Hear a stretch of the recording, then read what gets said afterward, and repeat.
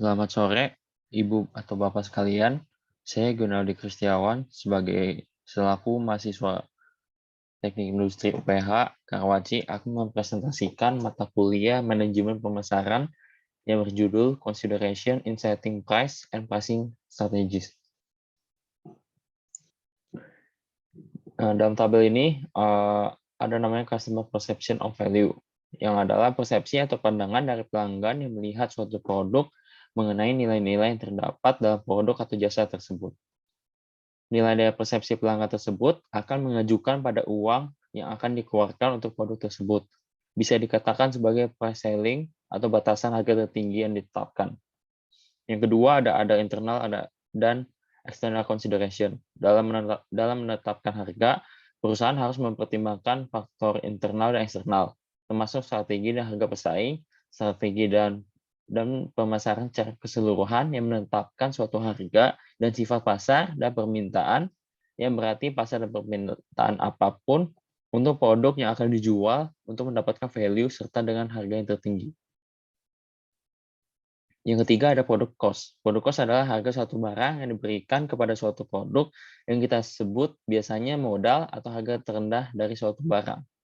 Dalam produk cost ini, ketika pelanggan membeli suatu produk, mereka menukar sesuatu yang bernilai atau harga untuk mendapatkan sesuatu yang bernilai, manfaat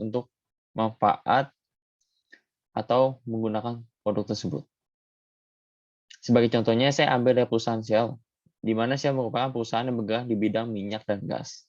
Perusahaan Shell ini memiliki value yang baik di mata pelanggan yang menggunakan minyak dari Shell ini. Mereka melihat dari segi pesaing mereka, yaitu Pertamina.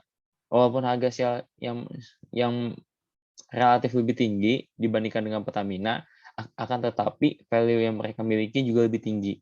Value tersebut adalah service yang ditawarkan oleh Shell ini, yaitu setiap mobil yang bertujuan untuk mengisi bahan bakar di Shell ini akan diberikan jasa layanan servis yang sangat baik, seperti membersihkan kaca depan mobil.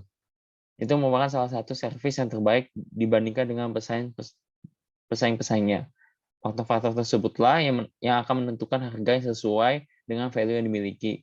Value bagus, maka penetapan harga akan sesuai dengan value, sehingga pelanggan akan merasakan kepuasan sendiri dalam menggunakan produk tersebut.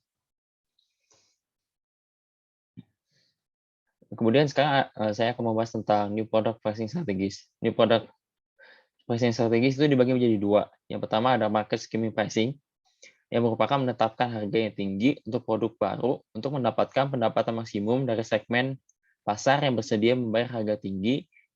Kemudian perusahaan menghasilkan penjualan yang lebih sedikit dalam jumlah barang yang terjual tetapi lebih menguntungkan. Kemudian ada market penetration pricing, di mana menetapkan harga rendah untuk produk baru untuk menarik sejumlah besar pembeli dan segmen pasar yang besar. Sebagai contohnya, saya ambil dari perusahaan yang bergerak pada platform streaming musik, yaitu Spotify. Spotify ini menggunakan strategi penetapan harga dengan cara market penetration pricing. Mereka menggunakan strategi free Spotify Premium untuk para pengguna baru selama 1 bulan, yang dimana untuk menarik perhatian sejumlah pengguna. Pengguna yang tertarik tentunya akan menggunakan platform ini sebagai streaming musiknya. Dengan berlangganan setiap bulannya, akan tetapi pelanggan tentunya akan mengeluarkan biaya, dan biaya yang diberikan oleh Spotify ini juga sangat beragam dalam paket Spotify. Seperti ada paket individu, duo, family, dan student. Seperti gambar yang tertera dalam presentasi ini. Kemudian ada lagi tentang product mix pricing strategies. Product mix pricing strategies ini dibagi menjadi 5 bagian. Yang pertama ada product line pricing, di mana menetapkan harga dalam seluruh lini produk, yang di mana memiliki berbagai produk yang berbeda, serta adanya perbedaan harga pada biaya antar produknya yang berdasarkan fitur-fitur yang tersedia. Perusahaan biasanya mengembangkan lini produk daripada produk tunggal. Kemudian yang kedua ada optimal product pricing. Penetapan harga produk opsional atau aksesoris yang dijual dengan produk utama. Banyak perusahaan menggunakan penetapan harga produk opsional, di mana untuk menawarkan dan menjual produk opsional dan aksesori produk dengan produk utama. Yang ketiga ada captive product pricing. di mana menetapkan harga untuk produk yang harus digunakan bersama dengan produk utama. Perusahaan inilah yang membuat produk yang harus digunakan beserta produk utama. Yang keempat ada by product pricing, menetapkan harga produk sampingan untuk membuat harga produk utama lebih kompetitif. Perusahaan memproduksi produk dan jasa seringkali menghasilkan produk sampingan. Jika produk sampingan tidak memiliki nilai, dan jika membuangnya akan sangat mahal, ini akan mempengaruhi harga produk utama. Dengan menggunakan penetapan harga produk sampingan, perusahaan mencari pasar untuk produk sampingan ini untuk membantu biaya pelepasannya dan membuat lebih kompetitif terhadap produk utama. Dan yang kelima ada produk bundle pricing, di mana menetapkan harga dengan cara menggabungkan beberapa produk dan menawarkan bundle atau paketan dengan harga lebih murah. Sebagai contohnya, saya menggunakan perusahaan Aero, di mana bergerak dalam knalpot. Perusahaan Aero ini menggunakan strategi product line pricing, di mana penentuan harga yang mereka lakukan berdasarkan pada lini-lini produk yang mereka tawarkan. Mereka memiliki banyak sekali jenis atau varian knalpot yang ditawarkan, seperti Aero ProRes, Aero Restec, Aero Thunder Carbon, dan Aero Competition. Dan lain-lainnya, masih banyak lainnya. Lini produk ini, dari perusahaan ini tentunya memiliki harga yang berbeda dari setiap lini produknya. Dan tentunya dalam proses pembuatannya, sehingga beda dalam harga yang akan dijual tentunya. Kemudian ada price adjustment strategies. Dibagi menjadi 7 bagian. Yang pertama ada discount and allowance pricing, pengurangan langsung dalam harga pembelian selama periode waktu tertentu atau dalam jumlah besar. Penyesuaian harga ini dapat disebut diskon dan tunjangan yang di mana dapat mengambil banyak bentuk. Yang kedua ada segment pricing, menjual produk atau jasa dengan dua harga atau lebih, di mana perbedaan harga terdapat penyesuaian harga untuk memungkinkan perbedaan pelanggan, produk, atau lokasi. Di bawah penetapan harga, segmen pelanggan berbeda membayar harga yang berbeda untuk produk atau layanan yang sama. Kemudian ada psychological pricing, penetapan harga yang mempertimbangkan psikologi harganya, bukan hanya ekonomi. Harga mengatakan sesuatu tentang produk tersebut, biasanya konsumen menggunakan harga untuk menilai kualitasnya. Banyak yang mengatakan seperti ada harga, ada kualitas. Kemudian ada promotional pricing, di mana penetapan harga sementara produk di bawah daftar harga, dan terkadang bahkan di bawah biaya, untuk meningkatkan penjualan jangka pendek. Dengan penetapan harga promosi, perusahaan untuk sementara akan menetapkan harga produk mereka di bawah harga mereka jual, dan kadang-kadang bahkan di bawah biaya untuk menciptakan penjualan yang meningkat. Penetapan harga promosi memiliki beberapa bentuk. Penjual mungkin hanya menawarkan diskon dari harga normal untuk meningkatkan penjualan serta mengurangi persediaan. Yang kelima ada geographical pricing, di mana menetapkan harga untuk pelanggan yang berlokasi di berbagai bagian negara atau dunia. Perusahaan juga harus memutuskan bagaimana menentukan harga produknya untuk pelanggan yang berlokasi di berbagai bagian dunia. Kemudian ada dynamic pricing, di mana menyesuaikan harga secara terus-menerus untuk memenuhi karakteristik dan kebutuhan pelanggan individu dan situasi. Harga juga ditentukan oleh negosiasi antar pembeli dan penjual. Kebijakan harga tetap menetapkan satu harga untuk semua pembeli.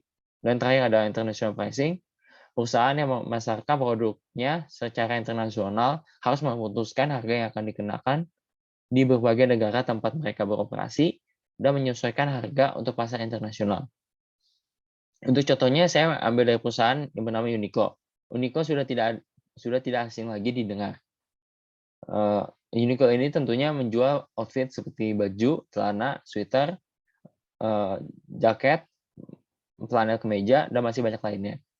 Mereka dalam penjualannya serta penentuan harganya tentunya akan menggunakan strategi, yang dimana strateginya itu merupakan promotional pricing. Promotional pricing ini bisa dikatakan sebagai promosi yang sudah menjadi kebanggaan pelanggan untuk membeli produk dari Uniqlo ini. Contohnya itu promo yang dilakukan pada saat Ramadan, Imlek, atau promo-promo lainnya, yang dimana strategi ini dilakukan untuk meningkatkan penjualan.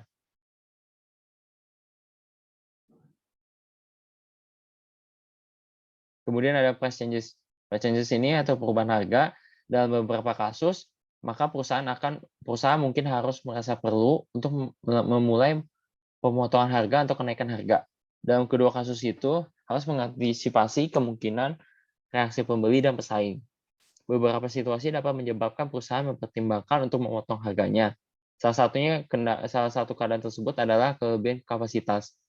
Hal lainnya adalah penurunan permintaan dalam menghadapi persaingan harga yang kuat dan ekonomi yang melemah. Dalam kasus seperti itu, perusahaan mungkin secara agresif memotong harga untuk meningkatkan penjualan. Begitu sebaliknya, perusahaan dapat memutuskan untuk membuat kenaikan biaya pada pelanggan. Faktor lain yang menyebabkan kenaikan harga adalah permintaan yang berlebihan. Ketika perusahaan tidak dapat menyediakan semua yang dibutuhkan pelanggannya, maka perusahaan tersebut akan menaikkan harga. Sebagai contohnya, perusahaan streaming musik yaitu Spotify. Spotify mengalami kenaikan harga yang lumayan. Paket paket paket paket-paket premium untuk Spotify sendiri mengalami kenaikan. Contohnya adalah Spotify Student yang dari 4,99 pounds menjadi 5,99 pounds per bulan. Spotify Duo dari 12,99 pounds menjadi 13,99 pounds, dan Spotify Family dari 14,99 pounds menjadi 16,99 pounds. Kenaikan terjadi sekitar 1-2 pounds tersebut untuk paketan tiap bulannya. Kenaikan ini tidak terjadi di Inggris saja, melainkan di beberapa negara seperti Eropa dan Amerika Serikat. Kenaikan ini juga pasti disebabkan oleh adanya faktor. Dan salah satu juru bicara Spotify mengatakan bahwa kenaikan harga ini diperbarui untuk faktor ekonomi makro lokal seperti permintaan pasar yang tidak tertandingi. Berikut ini merupakan referensi yang saya gunakan dalam menyusun presentasi kali ini. Sekian dari saya, terima kasih.